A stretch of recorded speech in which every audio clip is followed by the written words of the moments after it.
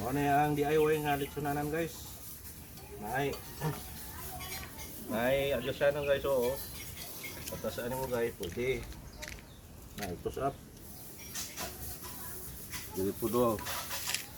Patasaan mo nih. Pwede. Nah. Nah guys. Aman ang baboy putang.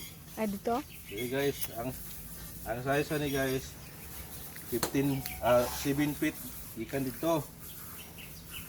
Ya, dapat gamay ang instance para dali ka sulod sa baba sa baboy. Ya. 13 feet ni tanan. Taas ang handle para layo sa init sa uling. Okay guys, that's all. Good na good.